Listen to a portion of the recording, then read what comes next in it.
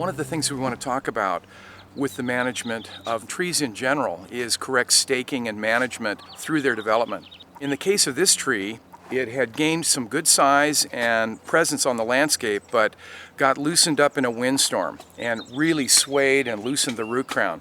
The response to this was to put in stakes and ties, but it was not done correctly.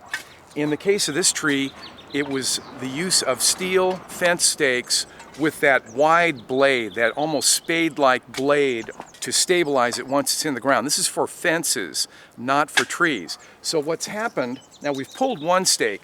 One stake was up against here, rubbing against this side branch and causing damage to the limb, which was bad enough.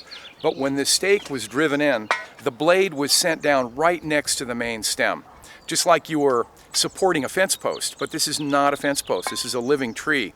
So roots were cut in the process of driving these two stakes in, which were meant to stabilize the tree. You see the counter result. Now, on the back side of the tree, we have a second stake, also very close to the trunk, within inches of the main stem, and also with one of those stabilizing fence post blades on the side of the post welded to it.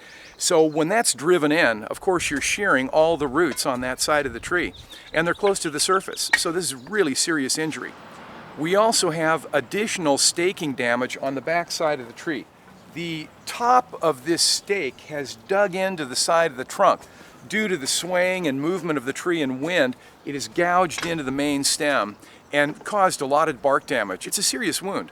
So we've put in these temporary guy lines from the main stem. We've got a little cushioned rubber tie here, and we've taken a poly line and given the tree additional stability during the reestablishment of new roots. We are going to pull this stake on the back. It is acting as a root excluder at this point, almost like a root barrier, because that blade is wide. It must be 4 or 5 inches wide. So we're going to pull this stake out. We're going to recompact the soil. We are going to put in a few safety guy ropes just to keep the tree stabilized, and hopefully it'll reestablish new and healthy roots. But anyway, it's a kind of a lesson in what not to do. In the case of the neighboring tree over here, the stakes installed actually cut so many roots the tree blew down and was a total loss. We're going to replace that tree today. We've got a 24-inch box here we're going to put in the ground and do an installation to replace the lost tree. What we're going to do in the case of this stake, we've pulled all the stakes but one. And apparently what's happened is, in the intervening years since the stake went in, roots have grown over the top of that blade. So if we pull that out now, we're going to damage more roots. So we're going to cut it off at ground level with a grinder.